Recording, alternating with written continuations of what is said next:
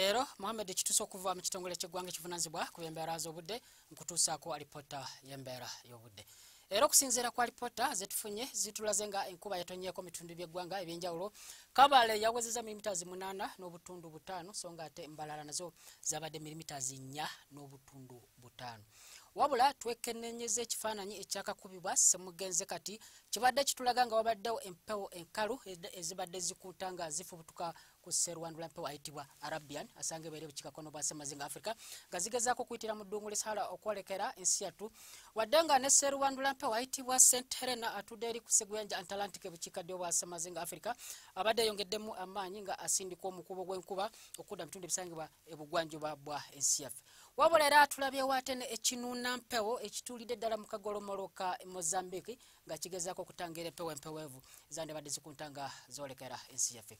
Bwe tugezaako ne tulaba ate ku mbeera y'obudde nga bwe yakedde mu nsi yaffe ebitundu by'eggwanga ebisinga obungi embeera y'obudde yabadde yakiddedde nga mwetoboseemu n'ekifu mu biseera by'okumakya wabula zigenza okubeerera essaawa ez'omutuntu awo omusana gubadde gwememula okusingira ddala mu bitundu ebisangibwa ebukiikakono so nga ate ebiri ebugwanjuba yo wabaddeyo olufuyirize. Era bwe tugezaako ne tulaba ate ku mbeera y'obudde nga bisobola okuba mu nsi yattu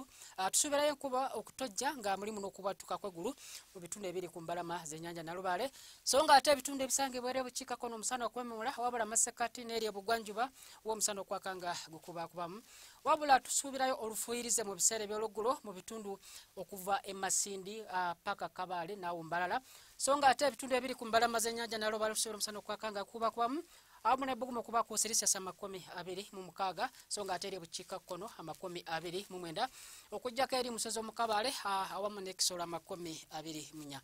Bwe tugezaako ne tulaba ate ku mbeera y'obudde nga bisobola okuba mu bigemu ebisangibwa ye Bunaayira tusuubirayo enkuba okutonnya nga mulimu n'okubwatuka kw'eggulu mu kibuga Nairobi awamu n'ebbugumu okuba ku Celsius 24 so nga ate eri mu Johannesburg ebbugumu okuba ku Celsius 28. Wabula ebibuga ebisinga obungi eri mu nsi z'abazungu ate tusuubirayo embeera y'obudde okubeera ey'obutiti ddala nga bwe tulaba wano mu Beijing ebbugumu okuba ku Celsius 2 Tokyo okukka wakatundu kamu so nga ate eri mu London yo tusuubirayo olunywakoko awamu n'ebbugumu okuba ku Celsius 14 okuggyako ate eri mu Washington DC yo tusuubirayo omusana okukwaka awamu n'ebbugumu okuba ku Celsius 14.